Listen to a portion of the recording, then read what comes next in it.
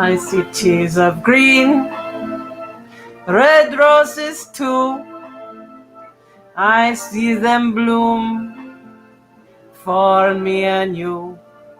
And I think to myself, what a wonderful world.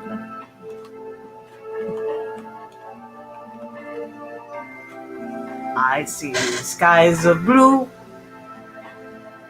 and clouds of white, the bright blessed day, the dark sacred night, and I think to myself, what a wonderful world.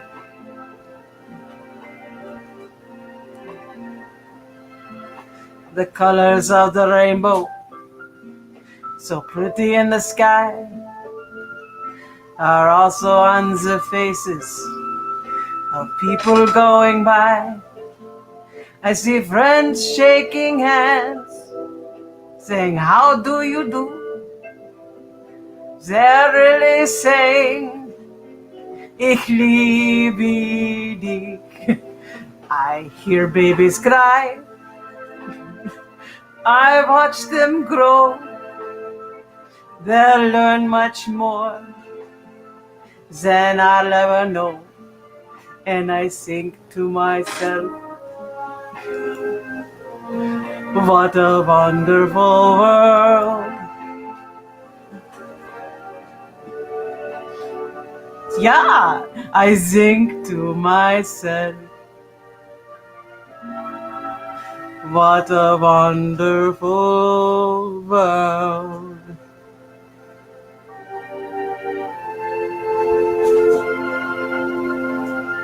Oh yeah. Oh yeah. Hey everybody, Joe Lewis here.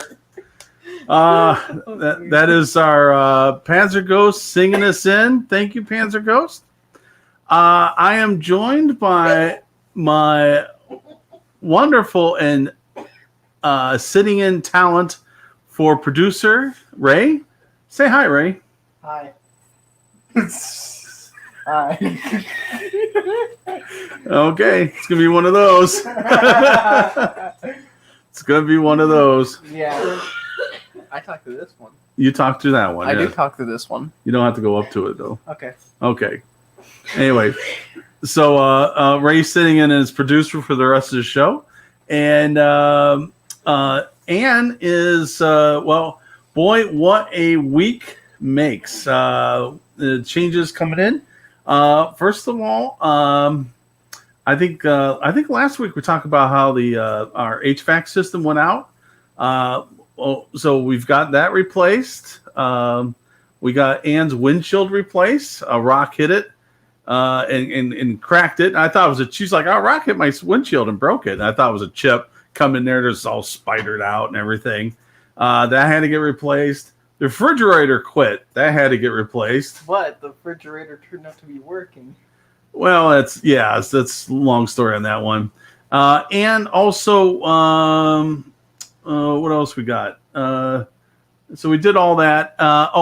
And unfortunately, a brother-in-law passed away, and Ann went to the funeral. And she just got back, but she needs to turn around and go right back out because she's going to Dragon Con, where she's going to be her publisher. So you can pick if you're going to be at Dragon Con, stop by the booth and pick up Ann's book, the Warrior of Kazan, Book 1, the Nephilim. Did I say it right? Nephilim. Thank you. Corruption. See, you're fitting right in, correcting my poor English. Yeah. Silver Empire doesn't have booth, unfortunately. What's that? They don't? What are you doing? But I'm going to be selling it at a fantasy meet and greet. Fantasy meet and greet. Thing She'll Friday be night. yeah. Fantasy meet and greet. This copy. Yes, I need to pack it. Oh, you need all of her book. Yeah, they're gonna be selling like hotcakes, everyone. Anyway, but the reason we're here, we're gonna be talking about we're doing our missions series, and we're gonna bring our SME for today we're doing Cornered, and Tom is our SME today. Hey, say hi, Tom. Hey, folks, how y'all doing? All right. Hey, Tom, so this is the third in the series. We've done Counterattack, Bridgehead. Now we're doing Cornered. And every week we're planning to do one, and I'm planning to bring a SME in, a subject matter expert, to discuss that. But you know what, Tom? Before we get to that, let's talk about upcoming tournaments. I'm going to hit the highlights. So this weekend is the longest day. So if you that's one where you can basically fly into Los Angeles, go take a taxi right over to the hotel, which is next to the airport, play up to 8 games, take the taxi right back, and fly out. You don't even need to get a hotel room. But that's our friends in California are taking care of that. And then coming after that is Gen Con. I do know the late war is sold out, but but the mid war and Team Yankee are there's tickets still available. Also, that doesn't mean that everyone will show for the late war. So if you're thinking about coming, I know there's tickets, badges still available. Then also on the 18th in Kansas City. So this was at a convention that got canceled, but a game store picked up the tournament anyway. At Tabletop Hobby and Games in Kansas City. They're doing a late war 105. So if you can't make it to Gen Con, hey, you still have a place to go game. And that's then we talked about Huracan, 24th, 25th. And look at all this just on the 25th. You got Dreamer Vault, Asgard Games, and then Barrage Con, which is another tournament in Maryland. They're all doing something. So, check this out. We got it written up there. And then after that, that's the end of the tournament season, which is on the 30th. So, boy, people are getting their games in, which is pretty cool. And then we go into October. And yes, believe it or not, Advance the Colors have finally came up with something. So they're running 2 one-dayers. So on Friday of the convention, but by the way, this is in Springfield, Ohio. And Tom, you've been there a couple times. Oh yeah, it's an interesting place, isn't it? It's kind of like a museum. Oh, hold on, it wasn't a railroad building. It was like a railroad station. Yeah, and then it's turned into like a museum of agriculture and the life around there, around at the time that building was built. So they got some interesting pieces. And they got a big room which the tournament is played in. And so Advance the Colors, mid-war on Friday for 80 points. And on Saturday, they're doing a late war 95. Then we go to the CincyCon, the 23rd, 22nd, 23rd. There's a Team Yankee and a late war. And then the 23rd, 24th, Masters. I'm wearing my Masters shirt. Tom, I got great news. You know what that news is? No side. I have a person who is going to come up with a format. Oh, great. Yep. Me. Huh? Me. Not you. I can't. The producer. No. I think everyone would be pleased with the person that's going to pick that's picking the format. 50 tanks, 50 people. I've never played the game. I don't know how this works. So Masters has it's 18 players. Right.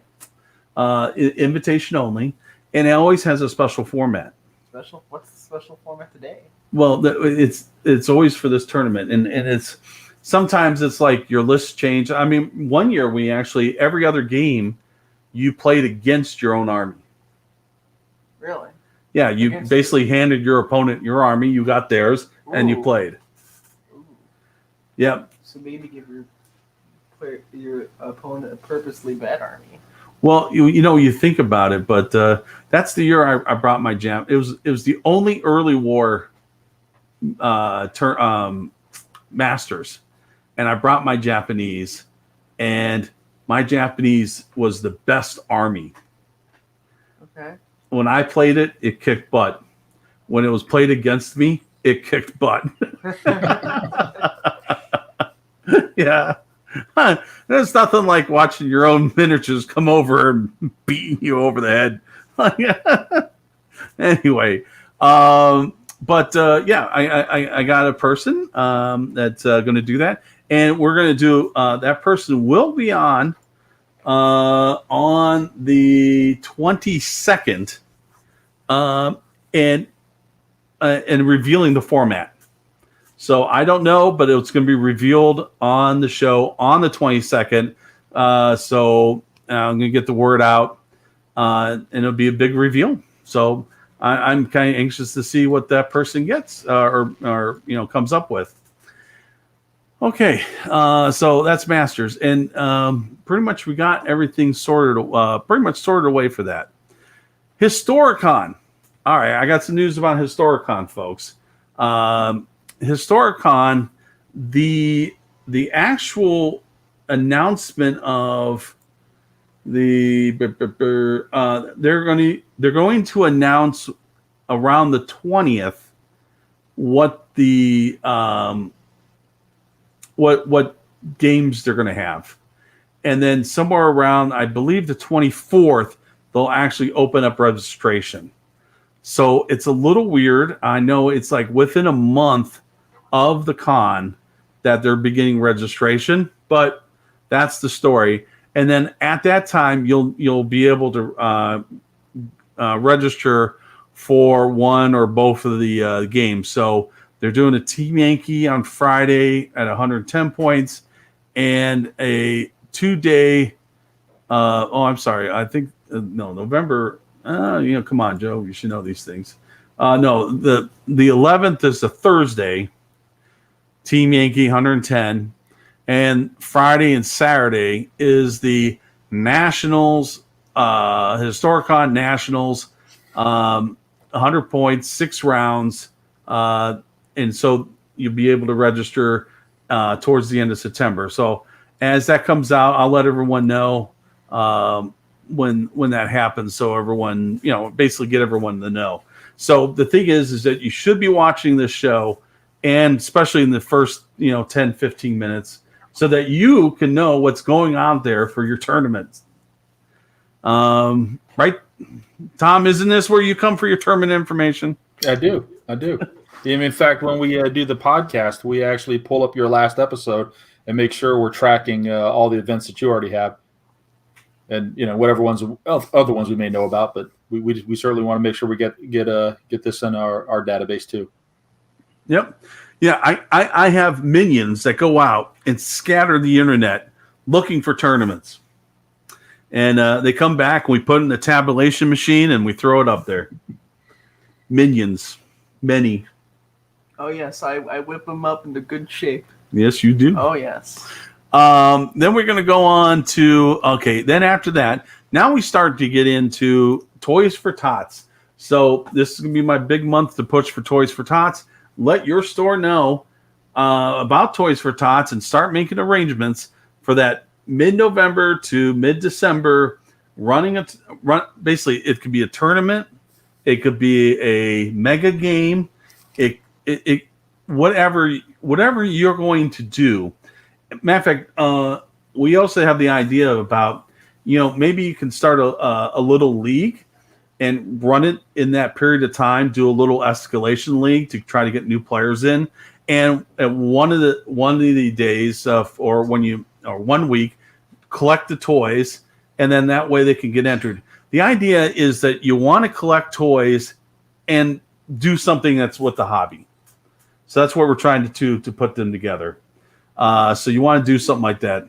And by the way, Team Yankee, Flames of War, Fate of a Nation, Great War, any of those, the World of Tanks stuff that's coming out, as long as it's a Battlefront game, and then the most important thing is collecting the toys and taking them over for the and dropping them off at the local distribution. By the way, there are so many places. You live in a decent sized town, someone is collecting for Toys for Tots. It's usually grocery stores, car dealerships usually are the big ones. But then you'll find, I found one guy one year who ran a tattoo place, where he does tattoos, but he was a Marine and he was a collection point, and it was the closest to, one year we did it at another game store. And I just took it over there and dumped it off, and boy, they were happy. By the way, he had a huge collection and I doubled it.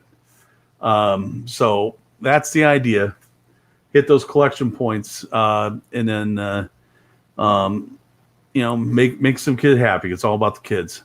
But we got, now here's one of the Think things. about the children. It is about the children. Think about the children. I know. Millennia Con, which is actually a con.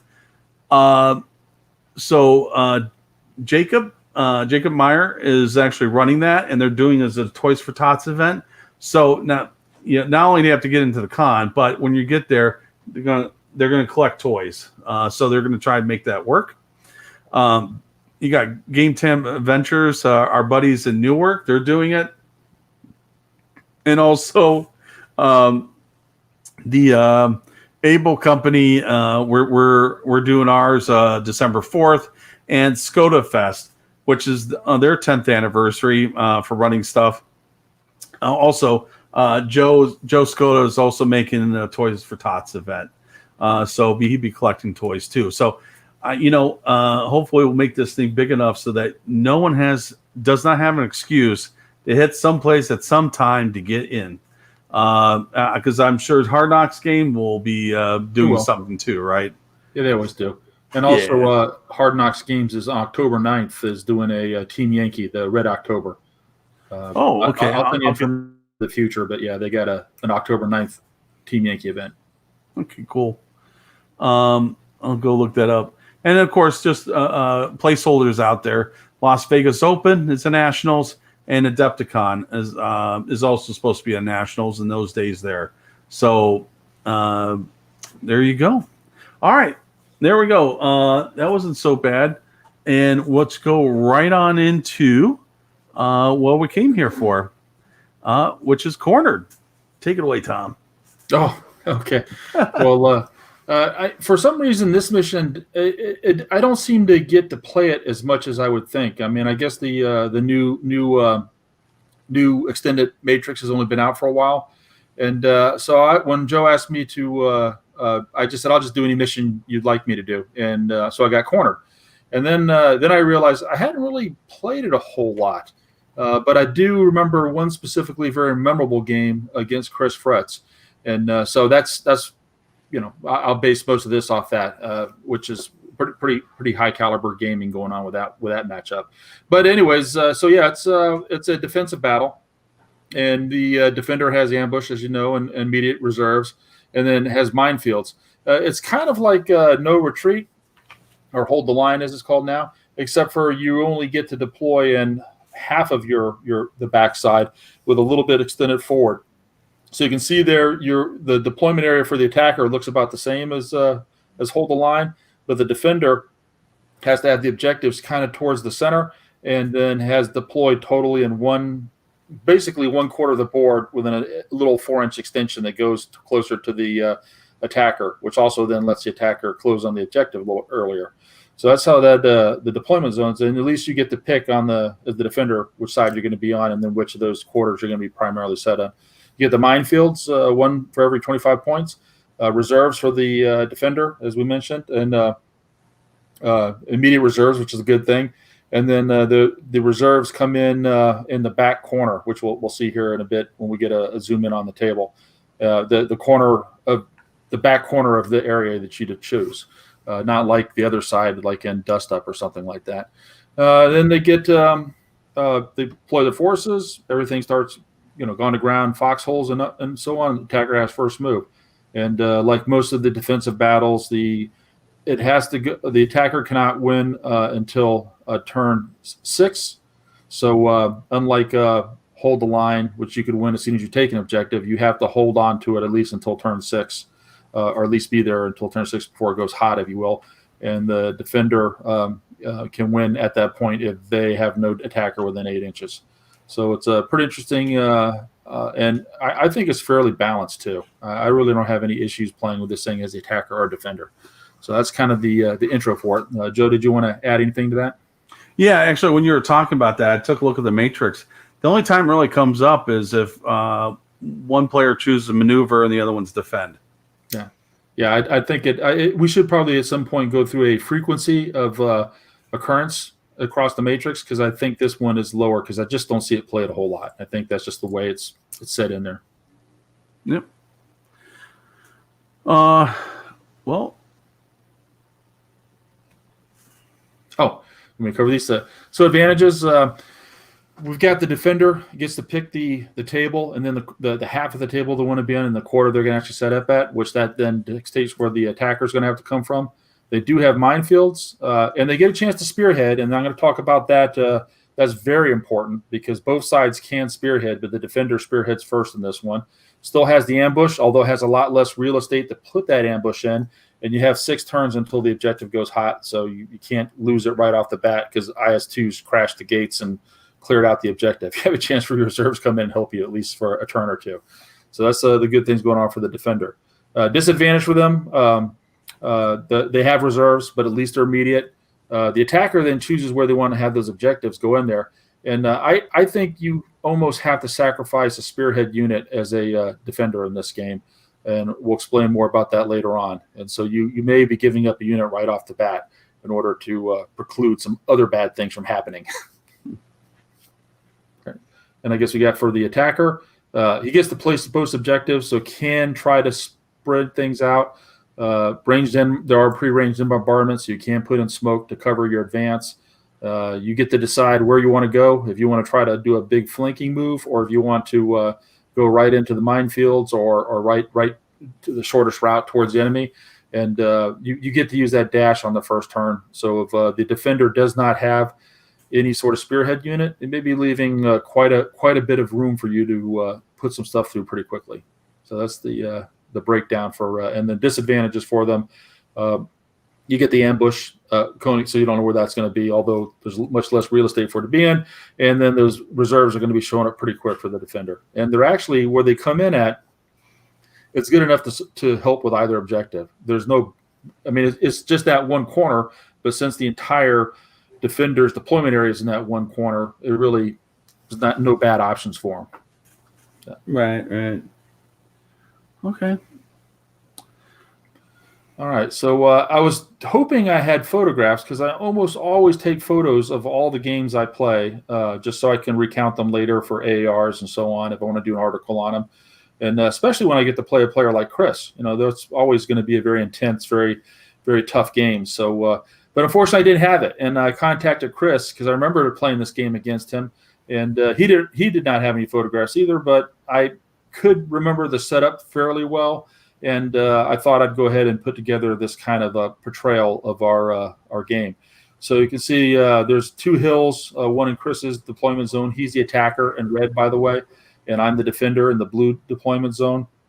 And so I picked one area where I'd get one hill, and there was kind of a town in the center that was kind of slightly straddling all 4 quarters. And there's some wheat fields out there and a couple of woods, not a whole, and there's roads out there, but I can't remember where they're running all over the place, I guess, but they weren't too consequential in the course of the battle. And this was a 105-point game. And at 105 points, you get 5 minefields. So given the, 4.3 4.3 inches, you can almost basically cover that whole flank. And so we'll go into the deployment here next. If you hit the next one there, Joe. So I had SS Panzer Grenadiers. I was running the exact same force that I've been playing against Ed in our campaign. We did the what was it, that river name? The card deck. Oh yeah.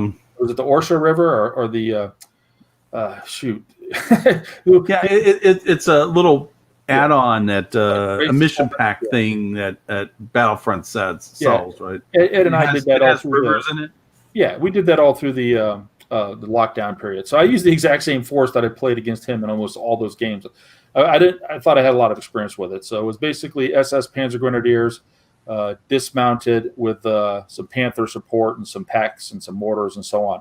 So basically, I set up with one platoon facing towards Chris, one platoon preparing for him to come around the far side. Mortars kind of hanging off in the woods. We hit the next one. Oh. Yep, recon. I used them and no head next, and they did a spearhead. And I spearheaded out there because I had 88s and I wanted to get an 88 up on that hill. I had the flak nest, so hit the next. And you'll see some bunch of flak nests where I put them out. And then go ahead, the next one should be some machine gun bunkers. I had machine guns nest as well. So I placed most of those to cover the minefields to keep his infantry. Knowing that he had trained infantry, a bunch of machine guns out there could really really hold him down pretty well. And we'll hit the next one. And then Chris then started off with a. Now this was a big mistake I made, and that's why I'm trying to focus on this in this breakdown. I did not spearhead out to impede his movement, so he immediately recognized that. And this was the first time I played this mission. And it may have been the first time he played it too. But he went ahead and did a spearhead. We hit next, and they'll move on forward with his recon. I think there were the M8 armored cars and M20s and Jeeps and so on. And then he spearheaded his whole force. He had armored rifle platoon, as he's often playing, with M5 platoon, M476 platoon, tank destroyer platoon, and an ARP. And that was kind of his assault force, which did not include his commander, by the way. And then with the next one, show the rest of his force. And then he had his FFI infantry, his free French infantry, and some 57 millimeter AT guns just to kind of trade shots back and forth in my defensive line. And he had one armored rifle platoon kind of like in the middle that he could commit either way, just kind of almost a reserve. And his commander was back with that group, which kind of surprised me because it was clear his main effort was going to try to swing wide, and they were swinging wide without the commander. So his first turn, if you move forward, he'll be advancing, and he'll pop a smoke screen with the next. Yeah, and then pressuring with FFI, smoke screen goes out. So not a whole lot of shooting in the first turn. He's going to try to swing all the way around me. So let's hit the next one. Should be turn 2, and so on from there. So basically, M5s come down and kind of sacrifice to put my ambush out. Hit next, and they should come out. Oh, he's still moving forward. So there's a couple builds there. Yeah. Oh, and there you go. There's the ambush going out. Now, one thing if you saw the 88 on the hill disappear, that 88 held him up for multiple turns. That one single flak nest. Even though it was trained, he was hitting the heck out of it. It would not die. It would not get in. It would rally every time and kept pushing him back. So he got delayed largely because he swung wide, took at least 2 moves to get around there. And then that little flak nest kind of kept him at bay for another turn or 2. And then when those packs came out of ambush, they were able to take out the M5s and started treating some of the other units he had. I think that's it. Panthers finally show up, and go ahead and do the next bill as a reserves. And really, his main assault was stopped. The Panthers died in the process. They got in close and actually got flanked by bazookas up on that hill. That's that hill between on the far right edge of the screen. Things that got kind of bloody up there. We both lost a lot of units, and his slow attrition on my left, because with his secondary effort, finally kind of caused me to lose some. I had moved one of the infantry units up into the center town, and I don't know if that's on a builder here or not. And he finally got there. It goes, yeah. So one of them kind of moved up there, but did not move the whole platoon. And then Chris exploited that. He came in and hammered those guys up with artillery. There's the Panthers going forward, and they'll get whacked. And then go hit the next one here. I kind of already talked about that battle going on. And then he eventually takes that unit down enough where he's able to assault with his armored rifle platoons. At this point, it's now like turn 8, and we've been going at it, and the round's just about done. So the game ends with him pushing into that town, and I still had troops there. He had to assault to get in, but because I only moved in like 4 units, 2 of them got killed, so it took it down to 2 units, and that was not enough to provide defensive fire to keep him from salting in. So ultimately, the game ended after a lot of action and a lot of destruction as a 3-3 tie with him in that building. And I had one chance to throw him out. I had no infantry, but it was I had needed a really super lucky mortar bombardment to kill the teams that were just close. There's only like 2 or 3 teams that were actually close enough to contest. And if that mortar bombardment got really lucky, it might have pulled it out for me. But anyways, tough fought game, and I learned a lot from it. So if we move to the next, we'll go into probably a new picture here, how we should set up. I think it went backwards. No. Oh, here's what I should have done. I should have put the recon here. There we go. And I should have gone up that way. And that would have denied him the ability to make that whole massive flank move. It would have pushed him back even further. Let's go ahead and next one here. And the rest of the setup would largely have been the same, but I would have put more of a defensive line. Those 88s would have been a lot further out to help delay him coming around my right.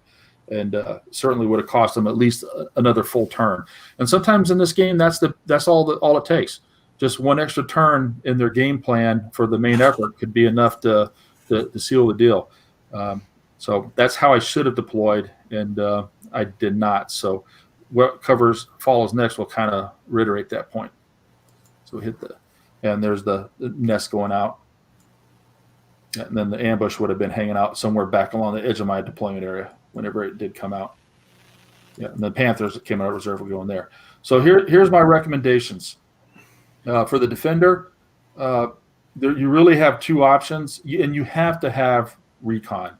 And this is one mission I wish that would show up more, because this is one of the ones that if you do not have recon as a spearhead unit as a defender, you're just giving all sorts of extra options to the defender. So you really need to take that one unit and get it out there so that the attacker cannot sweep your flank and come all the way back, because you can see that there's a lot of area to defend. Basically a 3-foot area, battle line there where the objectives are at. Just coming out right through here. Exactly. You got to close that choke point or that high speed avenue down, and that unit may get killed by doing that, but I just don't see that you have a choice. And then you have options for your minefields. You can use them to kind of defend the shortest route, and maybe put some artillery on to cover them, like a little template up there to make sure that if infantry gets there and tries to clear them, they're already pre-ranged in. And then your rest of stuff deploy, and then if your recon does go out, you can also slightly extend your deployment area for your own defensive troops that way too. And you could also consider putting your minefields out in that open area. Just be careful that the enemy, if you don't spearhead, don't do it, because they'll just spearhead up to the minefields and then have other units deploy on the opposite side of the minefield, right? Yeah, what we say about minefields in the service is that a minefield that is not over, or an obstacle that is not overwatched is not an obstacle. So if you're going to put something out, you got to have something that will affect people from getting into it and clearing it. Otherwise, it's just not going to be a minor impediment to their progress. So that's the other options for the minefields. You don't have to put them right in front of you. You can use them to help kind of cover that flank, and particularly if you have a very, very strong force, like you have careful units that are dug in, concealed, gone to ground, that are backed up by anti-tank guns. You may not want minefields in front of you. You may want the enemy to come into theirs like a killing zone if you're able to concentrate all your main weapon systems in that one area. So minefields don't have to just be used to protect your deployment area. They can be used to help channel the enemy into your kill zone. So another typical doctrine thing you can try to employ. So I think that was it for my 2 suggestions. And what you do as the attacker really depends on how the enemy deploys. If they leave that flank open, like I did for Chris, there's a lot of exploitation that could be done.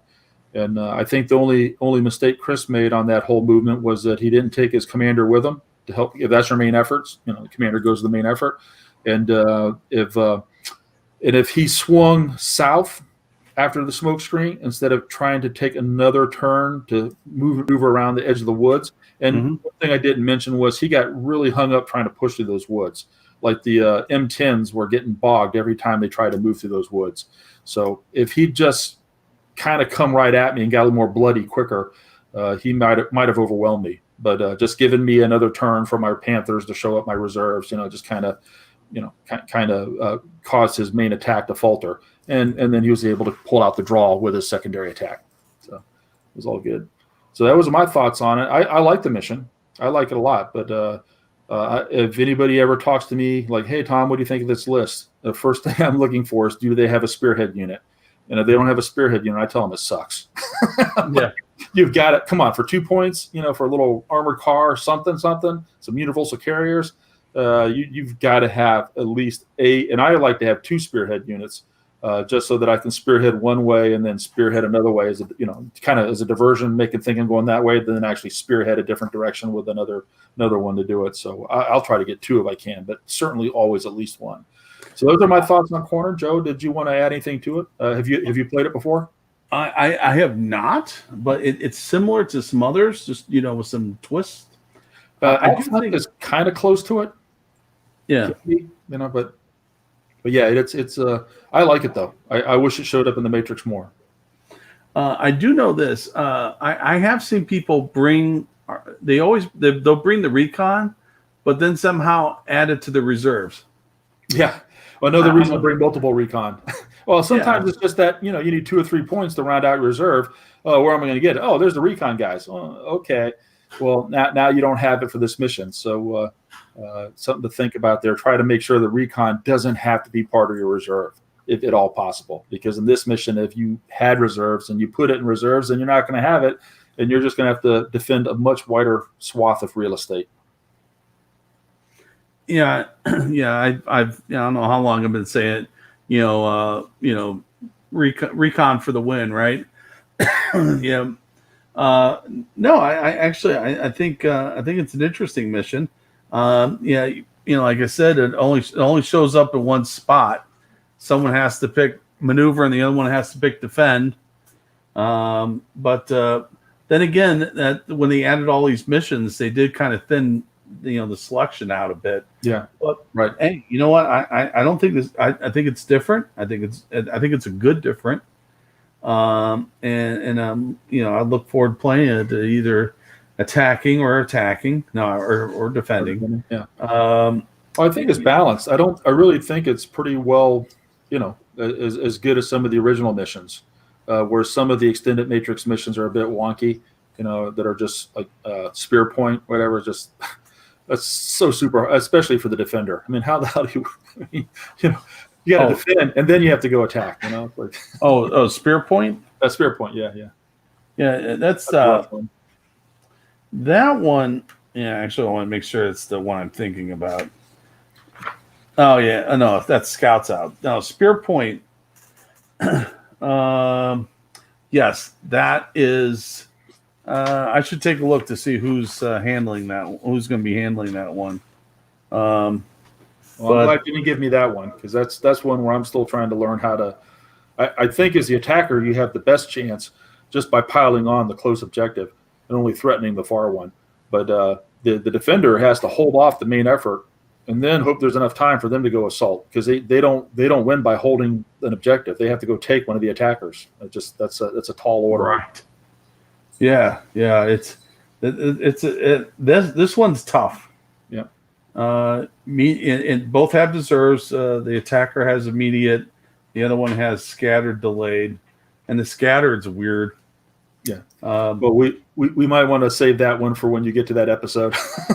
Yeah. Wow. Yeah, but anyway. No, though, I would not be, no matter whether I pick the maneuver or the defend, I would not be upset with that coming up as the option. And I'm pretty sure in that mission that Chris would have picked attack and I picked maneuver.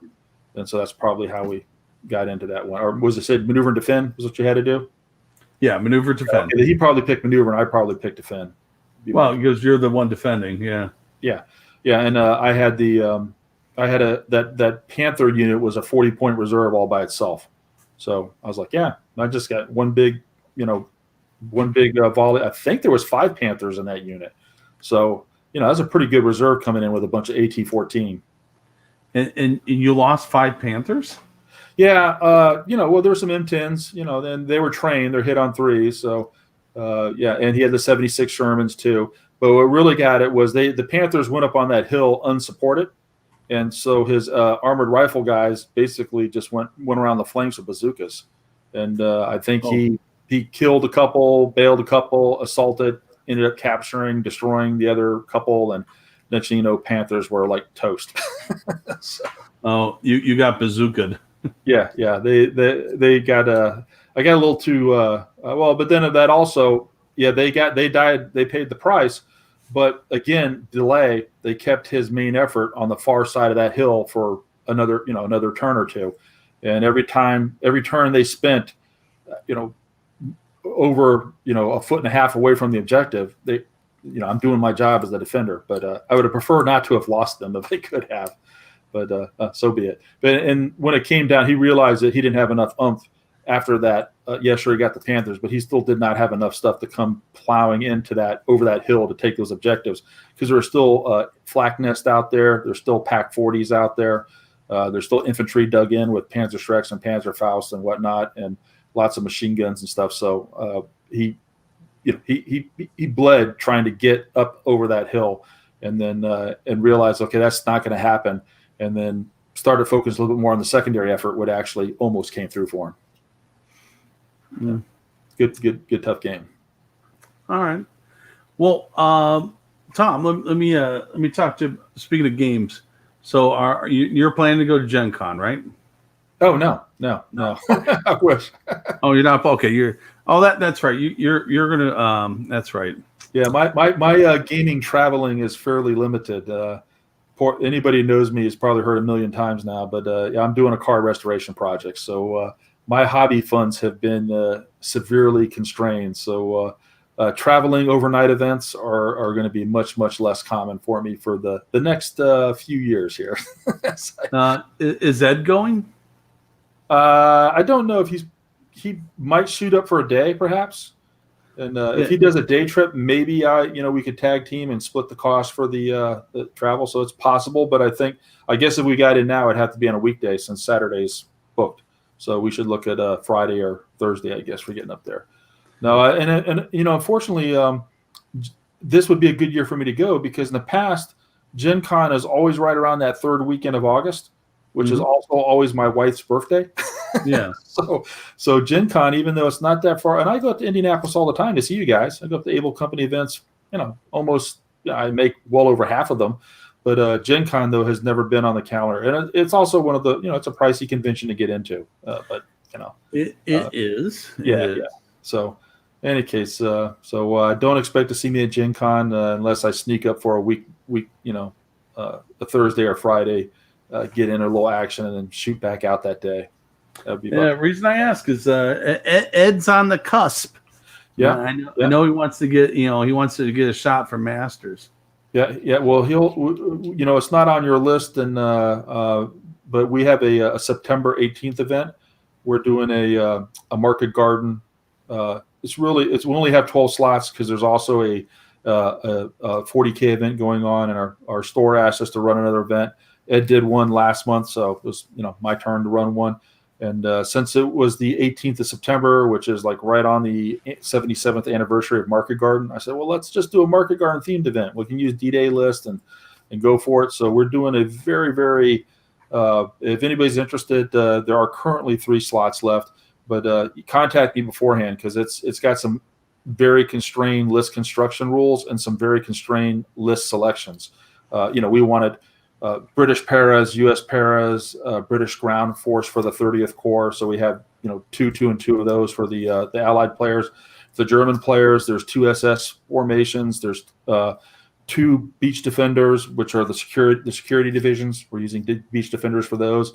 Grenadiers for some of the other infantry divisions in the area, and then Fallschirmjägers for the 6th Fallschirmjäger division. So there's one of those, and then one German Panzer Grenadier Panzer IV kind of force.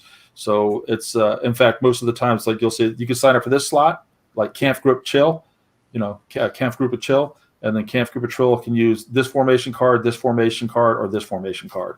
And in some cases, it's just 2. Like you can use para or gliders. So, anyways, we're doing that. But so Ed will be playing in that. He has not committed to which side he's going to be on yet. He's on I'll wait and see. and right now I believe we have pretty even on the Allied Axis split. But as far as the airborne goes, only one British airborne para slots left. And as we get closer, if we haven't filled up all 12 slots, then we'll probably okay, if we want a third U.S. airborne, fine. So be more focused on Nijmegen or than Arnhem, whatever. Jonathan is asking, when is this tournament? It's the September 18th at Hard Knocks Games. Yeah. So you just can email me or contact me on Facebook, and we'll let you know what's going on with it. But I say it's meant to be super historically themed. It's not just pick any list and bring what you want. It's like we need this guy, we need this force, we need this force, we need this force, and the U.S. The Allied para units will have a little bit of flexibility since they're supposed to be representing the airdrops. In the first round, they'll only be using the air deployable assets, the paratroopers and glider deployable stuff. So then in the second and the third round, they will be able to change their support options so they can bring in, a Sherman trooper, whatever else, or some ground, mechanized or whatever. But that's based on how the tournament's going. So if the Americans could possibly have ground support on the second round, if the 30th Corps wins their games on the first round, or at least one of them out of the two. So if not, then guess what? You're still playing airborne guys until that leak up happens. So and we were going to use the shot in the dark, the airborne paratroop mission, but Ed and I did a play test of that last weekend, and it really doesn't fit the Market Garden theme because it's a night drop, kind of like more of a D-Day kind of a theme mission. And Market Garden was a day drop, and really unopposed for the most part. They were able to get into their drop zones and landing zones, group up and move out pretty quick. So the first round will really be those kind of post consolidation of the airborne forces, and now they're actually moving out. So they actually may be attacking or defending, just depending on what's going on. So, and the missions will be pretty well set based off how the campaign's playing. So it won't be just we'll use these standard missions, but we won't say, okay, well, you just roll and pick a stance. No, wait a minute, this is what's going on. Allies, you're now defending here on this table. You're attacking over here, and then when we determine, how we're going to break that down, then so you won't be picking a stance. You'll be given a stance based on the flow of the tournament and or how things are playing out. So we're trying to do it as a very campaigny themed kind of event. So very unique. Okay. No, that sounds like fun. Trying to come up with a list with all those parameters. Of course, it is Market Garden. You remember that version 3 Market Garden tournament you ran for Wolf Creek? Oh yeah, gee whiz, that was a blast. Yeah, we always enjoyed. We did a D-Day one too. That was we used actually Firestorm kind of basis, and we actually had Firestorm units. So the guys that were doing poorly got to get extra units. So it was almost like a handicap. If you're at the bottom of the got clobbered the first round, you may have an extra free unit of Shermans in the second round. So, right. Help you make. So the guy, and it was cool though, because the guys that still won it, they won it without the Firestorm troops, because to keep going, winning round after round. So a lot of times, top players were playing, with kind of a bit of an impediment. Their opponent would have an extra bonus for them, but they, the player skill generally still came through, and the top players were still generally the guys you'd expect to be top players, even though they had no Firestorm support for the whole event. So that was fun. Yeah, I like to do more things like that. So since this was a small thing, we were only going to have 12 slots. I figured, okay, let me give it a shot and see what we can do with it. No, I'm seeing the comments on the side. It's pretty positive. Awesome idea. Oh yeah, the roadblock mission. No, Patrick, I see your comment about that. Patrick had heard about. We've been discussing it earlier, and I did initially intend to include the 3rd edition roadblock mission. If you recall, there's our central road that comes down there. So we'll be using some of the things like Bridgehead, which has kind of right up to the central part of the deployment zone, or fighting withdrawal for those.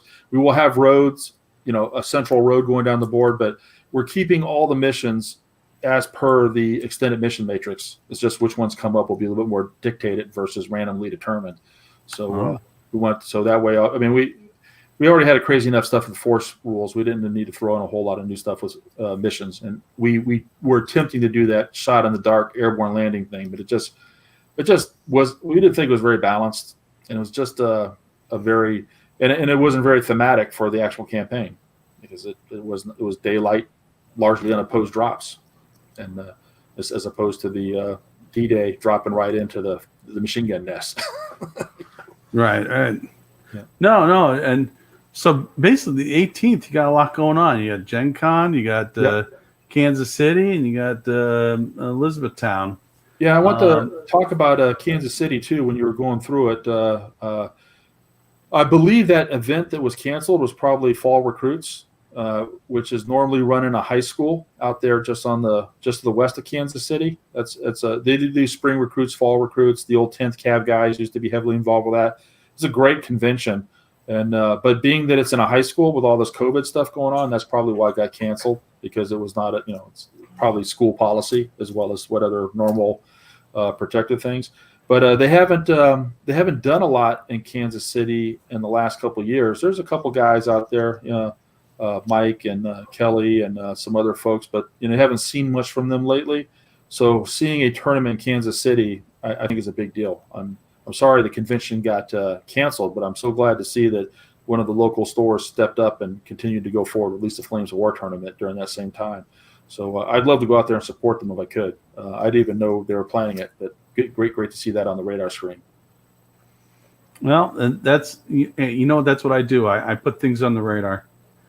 Well, it's important service to let people know what's going on and help tie things together. And hopefully this effort and the podcast effort and all the other things that just lets people know that even with all this COVID stuff, there's some activity, there's some initiative and some things happening and stuff for you to get involved in.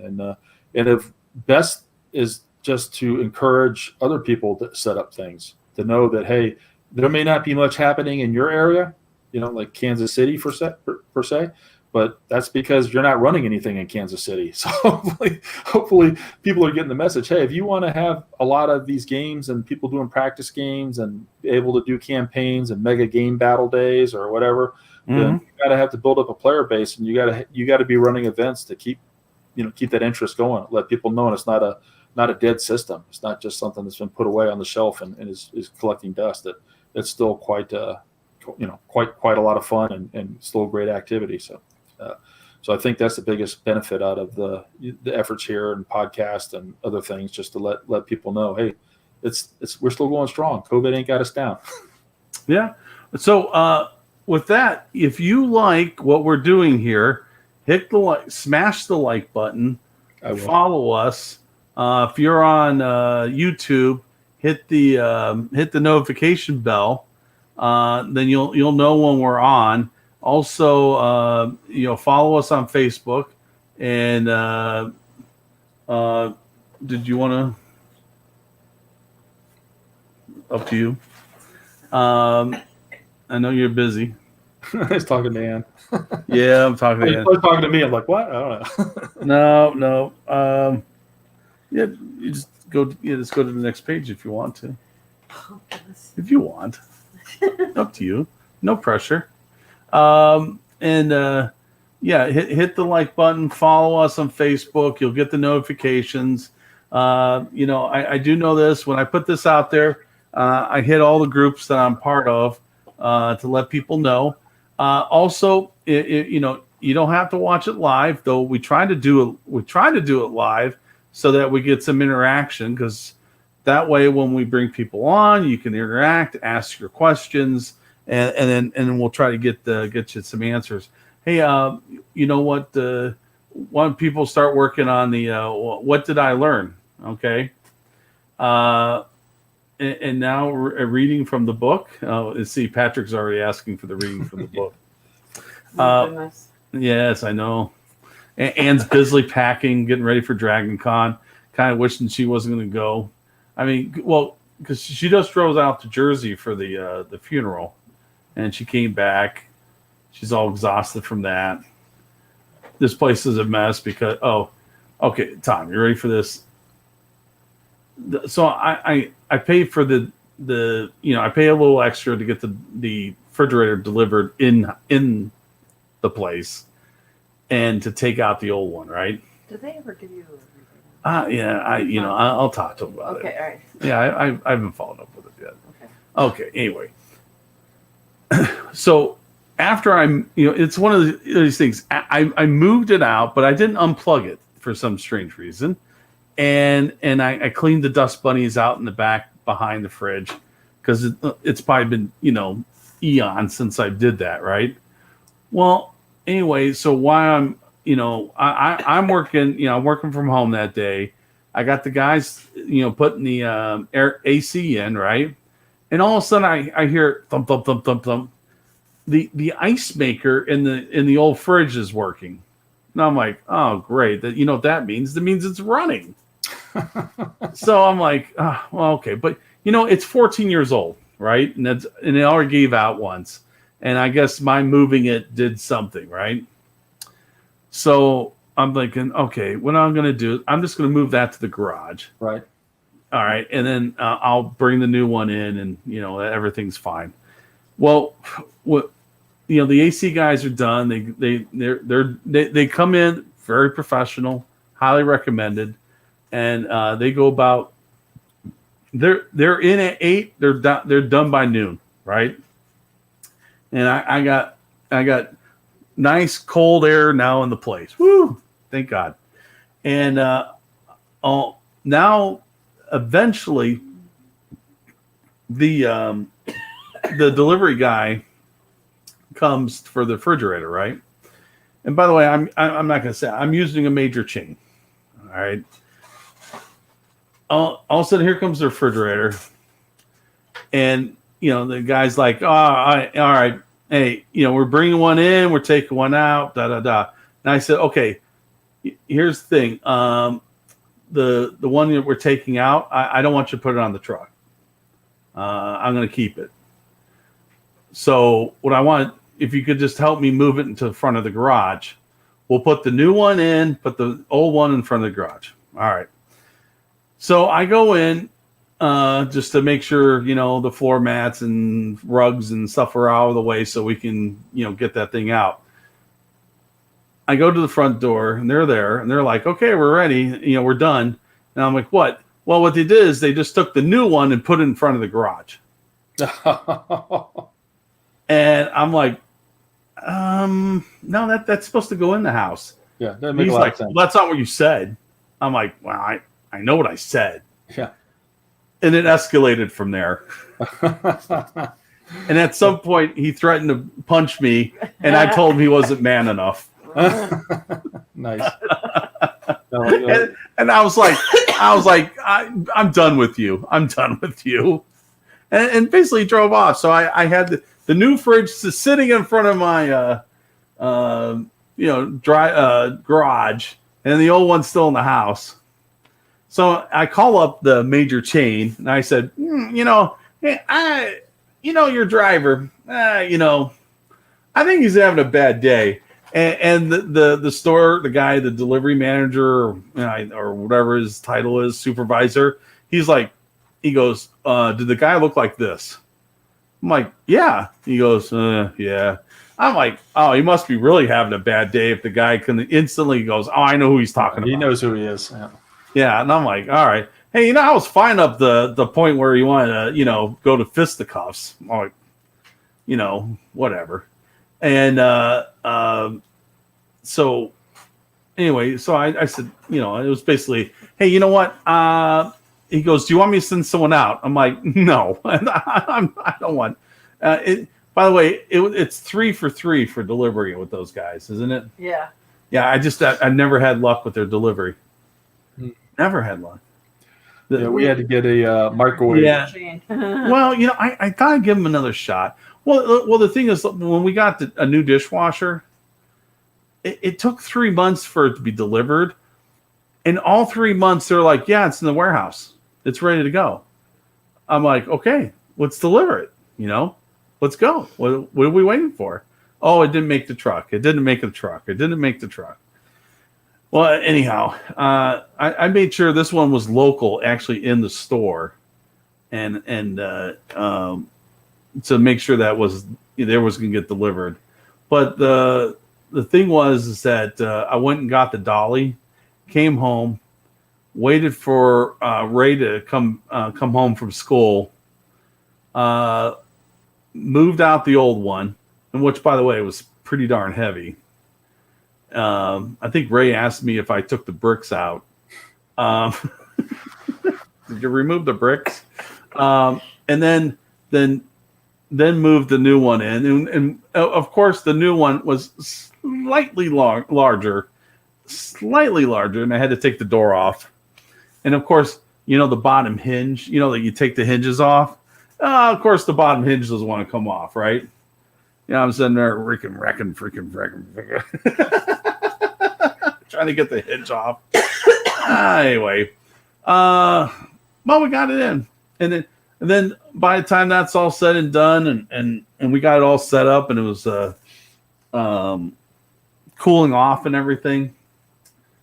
Then we go get some. We drop off the dolly because it's what I do. I said I was going to use it. Drop off the dolly, grab some Culvers, go over to Kroger's, buy everything that went rotten, come on back, threw it in there, and said, "Oh, it's a night." Anyway, adventures in. See what you missed. I missed all this. Oh yeah. Hey Joe, I got a piece of news that just so I don't know if anybody else listens to the Cast Dice podcast, but you had John Matthews on. We interviewed John Matthews, and he also did another interview with Cast Dice, and that was released on Friday, I believe. I just listened to it the other day. I think we'll start it through the weekend and just kind of finish it up. But anyways, I'm fairly certain that I heard John Matthews on that one say that Kuala Lumpur is back in business. So hopefully we'll see an update on the Battlefront website when they do their end of the week update. But Thursday. Oh, tomorrow. Yeah, right. Yeah, tomorrow, Friday. I usually see them on Friday, I guess. Yeah, it would be good. Well, but like I said, on mine, when we were going through it, now they could start throwing things in containers. Then hopefully the ports are open. The ports have to work through the backlog. Mm-hmm. Then you got to get it on a ship. The ship's got to come on over. You got to clear through LA. Then it's got to be. I don't know if they rail it through or if they go through the Panama. Probably not. I wouldn't go through the Panama Canal. Yeah, they don't go through the. So then they have to rail it. I know that some of the train companies are having issues because they don't have enough employees to do their stuff at railheads. You're probably looking at November. December, easily December. Yeah, but that whole process does not start until it begins at Kuala Lumpur, and that apparently has happened. So that's good. Based off what he mentioned in that podcast. So yeah, I'm not expecting like my Romanians to show up tomorrow, but I know there's no clock to even consider until at least Part A has initiated, and it seems like that's the case. So hoping. But it's like you have to prime the hose. Yeah, right. And at least they're starting to prime. Got to start somewhere. Yep. Yeah. Now they're talking about Ackland is now locked down, but yeah, it is. That's just offices. You can work from your home from there. Yeah. Yeah. Hey, is that container left yet? Hold on. Let me fax that. I don't think fax anymore. Let me email you the documents, Mm-hmm. So, but yeah, I think there will be okay as long as it's opened up. So anyway, yeah, John should be at Gen Con, so it'd be good to see him. It's been a while. Anyway, another good reason to go. Yeah, true. Get to see John. Let's play. What did we learn? What did we learn? I didn't learn anything because I had. Well, I learned that. I learned that there's only one possible contingency that will generate cornered and using the matrix. I mean, I kind of sensed that. I was like, it doesn't show up very much, and I figured I just assumed that it has low density on the matrix. Now you confirm that, so there you go. That's what I got. Yeah. Rich Bear says Recon wins games. It does.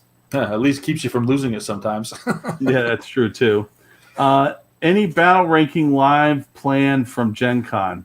No, unfortunately, I might do some updates on my phone, but I don't think I'll be showing any games because I have to pay for the wireless, and since I make this much zero from all this, I'm I'm not going to pay con rates for wireless. Yeah, maybe consider putting together a Patreon or something, or people just want to throw in $1 or something. Well, that's true. I probably could do something like that, and then that would pay for things like that. I don't know. I may not pay for much at all, but at least it's something. Right? Yeah. All 3 people sending $1 a month. Yeah. Right. I know the Breakthrough Assault guys have a Patreon, and I don't know how many people do that, but and another podcast I listened to was the Outriders, a Star Wars Legion podcast, and they apparently had enough Patreons. Of course, it's probably a much more popular game system, a lot more participants, so they had enough to where they could sponsor a $100 award for some online tournament. I'm like, well, that's cool. Let's get something off of Patreon. I have something for you, Tom. Yeah. Okay. Speaking of Patreon and stuff, it is the Samson Boat Company. I'm gonna type it. All right. Look them up on YouTube. Okay, it's this young fellow. When I say young, he's younger than me. A millennial fellow who learned the trade of boats, sailboats. He first learned how to do maintenance and building, and then he worked his way up. And he's like one of those. Eventually, became one of those guys. Like if you needed to get your $1 million sailing yacht from Nantucket down to the Caribbean, but you didn't want to do it yourself. You just wanted to enjoy the Caribbean. You could hire him, and he'd captain the ship, with a crew of like 28 people or something like that, down to the Caribbean, bring it to the dock that you wanted to, and then, of course you pay him for his time, and all of a sudden, hey, you crew it down there, and your boat's ready. For those who can afford such things. Anyway, that's some of the stuff he does. What attracted what caught my attention was he is restoring a 1901 sailing yacht. It's about 40 feet, 40 footer, called Tally Ho. The Tally Ho is what caught my attention. He's been working on this project for 4 years, and when he bought the boat for $1, and it was about worth that too, because it was just all right. There's not a good piece of wood anywhere.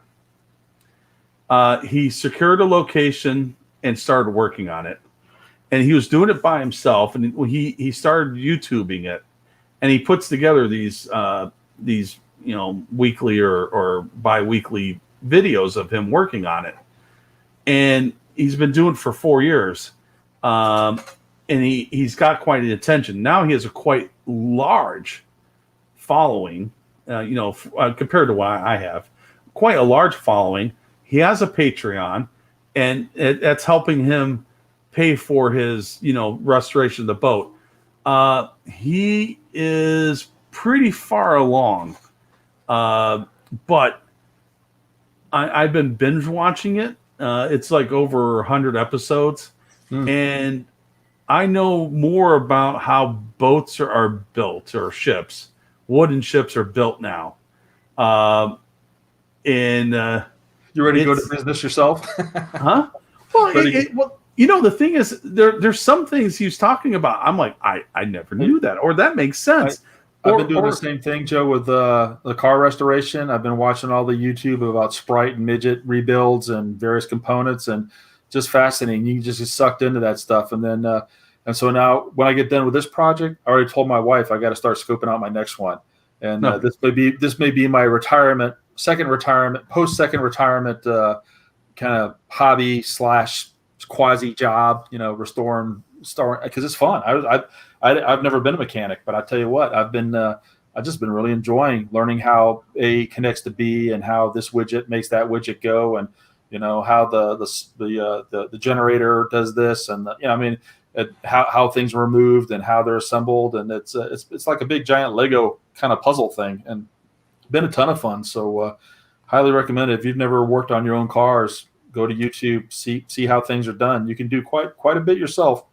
I've rebuilt a car. So. Oh yeah. It's a hoot. So it is a hoot.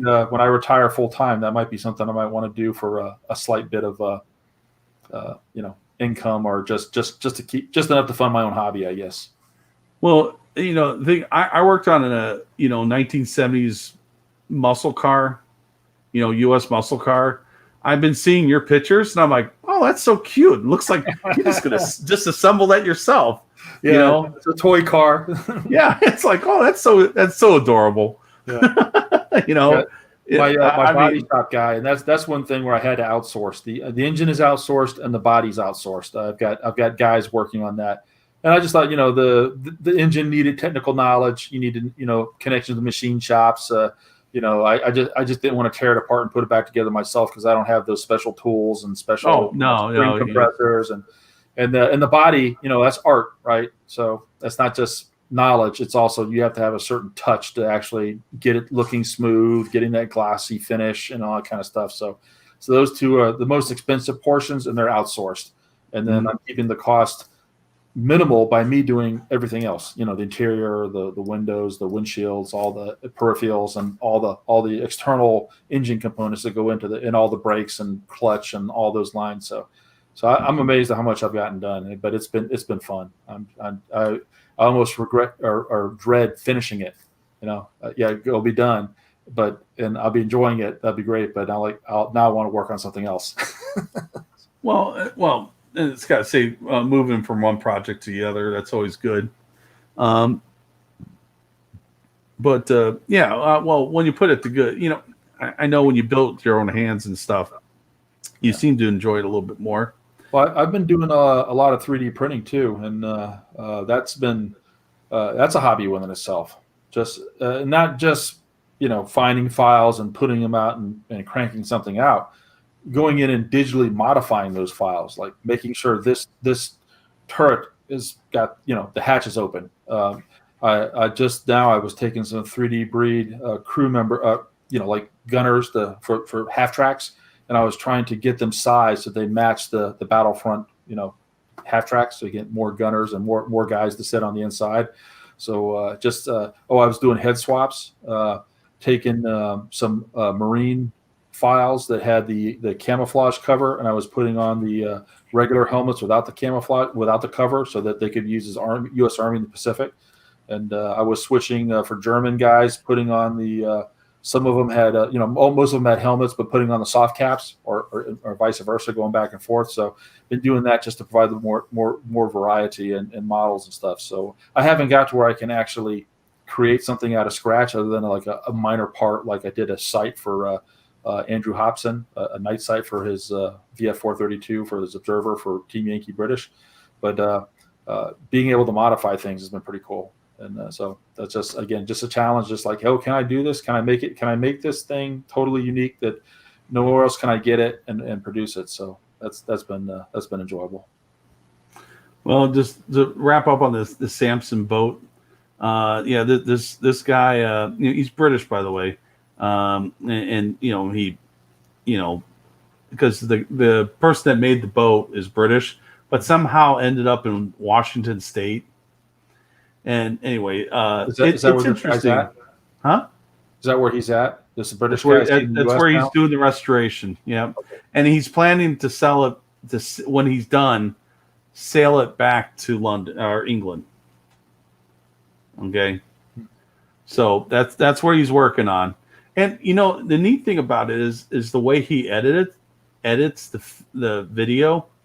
he includes everyone that's helping him, and he just moved into he was using some people's property to work on it. And by the way, the guy's been very fortunate, and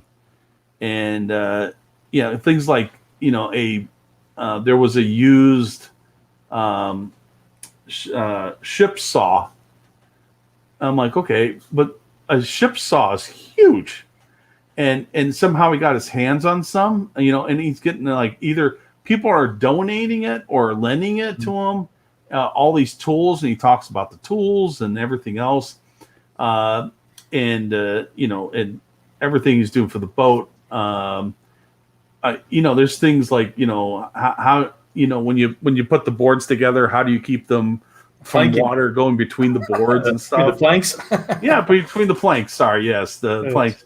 And now I know. But if you watch episode, I don't know, somewhere in the 90s, they talk about how they caulk the between the planks. Mm-hmm. But and he remade the keel and how the keel interlocks and the way he was doing these cuts and the bolts and everything else. I mean, it's like on PBS, This Old House.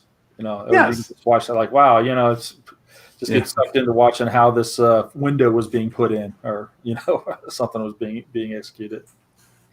Yeah, that was good stuff. When they had the Patton Museum, I mean, there still is a Patton Museum, but it's not the home of Armor and Cavalry. That collection moved to Fort Benning. But when it was here, there were a lot of guys that I worked with and I knew who went and volunteered to work on the armored vehicles and the rest, restore them and get them out there. And when they had their big Memorial Day, like almost like a reenactment, those guys got to drive the vehicles and crew the vehicles and bring them out for the displays and put them in the reenactment and all that kind of stuff. And I never did it. I would like to have. I didn't think I would enjoy maintenance, but I now I'm finding I actually really enjoy turning wrenches. But I wish I'd gotten more involved in them now. But now those things are all down at Fort Benning. And I'm sure they have the same thing down there, where people can, and then they're restoring tanks from World War I, and they have to fabricate things and figure out how to convert something or get something else in there. So that's pretty awesome stuff. Well, I think with that, I think what we're going to do. Oh, hold on. Where are you at? There we go. Come on. I think it is now time for.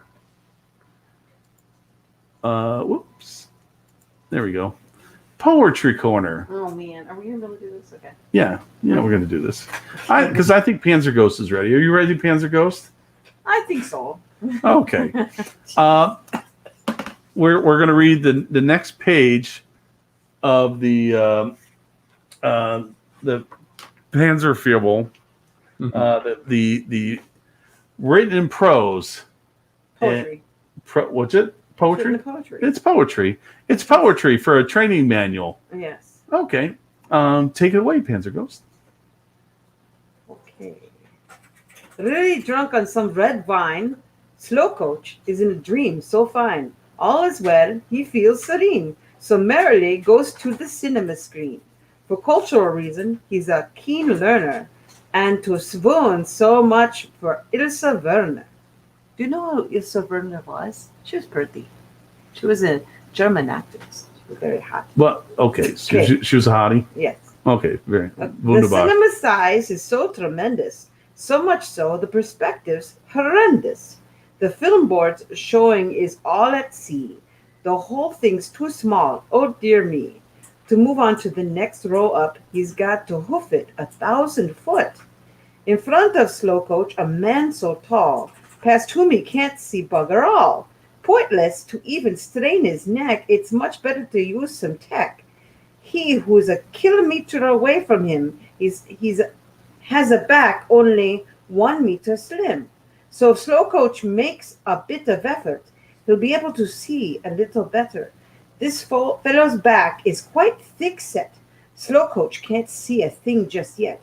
His view is still quite obscured, but change will soon have to occur. 2 rows down, Slow Coach's curiosity spots another monstrosity. Down another 1,000 strides, there's another chap, a further meter wide. So does this cover wrongdoer 2 meters over 2,000, not fewer, and at 3,000 sits absurd, and then a fourth, how absurd! Number 5 at 5,000, etc. Blind spot increases, not getting better, and up on the screen far away, Ilsa Werner's covered totally. He wakes up squiffy, very miserable. Hungover, he thinks, just is that possible? A back can cover at a breakneck speed the whole cinema screen indeed. His musings gave no explanation, the experience only protestation. So the same back covers 1 meter at a distance of 1,000 meters, 2 meters at a distance of 2,000 meters, 3 meters at a distance of 3,000 meters, and so on. Why? Perspective? Talk about Stadia. You think so? I see. Well, you know what? On the I think reticle. we'll leave. What's that? Talk about Stadia on the reticle. How to estimate ranges based on how much spaces between the reticle entries are notches on the scope in the site. That's what they're talking about. Leave it to Tom. He knows. Yeah. Oh, well, of course, he's a tanker. we may have done that. Yeah. Warm width over range divided by meter equals meter. Well, but now they're doing it in a rhyme. Yeah, Yep. yeah, that's cool. Those wacky chips. Those red and white poles that you see on the artillery sticks, Yeah. on some vehicles. That's you can put them out there, and so they can range. They can tell how far that pole away is by how many of those bands are showing up within the two levels of the reticle. So that's so if it's 3.5, then it's 3,500 meters. So that's how stuff's kind of way to estimate ranges, which is important because then you know how high to elevate your gun to counteract the natural drop of the round over that distance. So it still hits on target. You can't just put the crosshairs in a World War II tank on the target. I mean, if it's close in, like within 800 meters, they call that battle sight range. You can just put the crosshairs dead on, pull the trigger, no problem, because it's only going to drop an inch. It's not a big deal. But when you get out there, it starts dropping a certain number of feet. And on the modern tanks of the M1, that you just lays and it feeds that information into the ballistic computer and it comes up with a targeting solution. So that's all done automatically. But if your computer goes out, then you have to go to the auxiliary site, which is just the old World War II style, engagement. So cool stuff. But that's what they were talking about. Yeah, exactly. Well, Panzer Ghost is over there smiling. Yeah. Oh, by the way, in one of my games, I had my my Ferdy, and a Churchill was trying to, was all the way across the board, out of range, trying to do an end around, trying to get in there. Couldn't quite make it. Didn't do the follow me. It was kind of the open. So it was 52 inches away. I blitzed 48, rolled, hit, destroyed. And I was thinking to myself, like it films, some film from Kursk where, it's like so far away and all of a sudden, boom. And it's kind of like, and all of a sudden, see the explosion, hear it later. Yeah. You see the back afterwards just to add, insult to injury there. Yeah. It's like, oh, I'm like, well, you don't see too many 40-inch shots going across the table like that. Yeah. That was kind of fun. Well, anyway, we're gonna wrap it up here. Okay. I like Tom. Thank you. Thank you for your insight on Cornered. Panzer Ghost. Thank you for your opening and the reading. It's always joy. You're welcome. And thank you, and thanks to our producer that was filling in, Ray. Ray, thank you. Ray. Yeah, Ray. Oh, by the way, if you want to get into broadcasting, the way you enter that is you become a producer first. Yeah. Yeah, you become a producer. You work behind the scenes, and eventually you'll get your shot. But anyway, well, thanks again, Tom. And we will. I know I'll be seeing you soon. And Hope to see all the viewers soon too. and Ray, you want to play us out? Yeah. And Ray's going to play us out. And by the way, you know what I'm going to be doing next week? We're going to be doing a 9/11 tribute. So we're going to do a little 9/11 tribute. It's the 20th anniversary. Tom, I don't know if you're aware of this, but I was living in New York City on 9/11. Oh, I did not know that. Wow. Yeah, so Ann and I will talk about our experience. That'd be a on bit 9/11. somber. But yeah. Yeah. No, not to bring the party down, No, but it is. Yeah, you got to deal with it. Yeah. Oh, and I'll probably tell you some stuff that you did not know what was going on there. Anyway, hit it.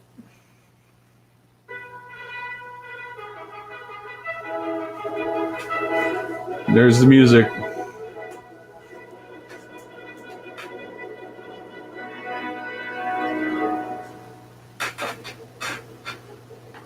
You know what? This is music I play when I'm driving my 30. Oh, Birdie. Ferdinand. It's one of these. Oh, Yeah. Anyway, I'm going to be painting this one. At NashCon, Gordon Stormovic knocked out my Ferdinand on turn 1 with a bomb run right off the bat. He had first move, boom, done. Like, okay, well, that's only one take.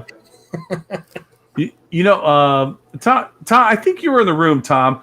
My first game, I was playing with the my Recon at NashCon. I played as I was doing my first turn movement. I was playing Flight of the Valkyries as I was moving all my Recon units. It was like, just come rushing on in. Did I win? Yeah, I won that game. oh, Yeah. cool. Yeah. Was that the mid-war one? The whole thing was just full of little Recon units, and I just rushed them across, playing the Flight of the Valkyries. Yeah, you finally got to run your list that I ran against you at Hard Knocks Games about a month earlier. It was a fun list. Yeah, it was. I enjoyed it. In fact, I may be trying to emulate that in the not too distant future. Yep. All right, we're going to end with that. Everyone, have a great night. See you next week. Take care.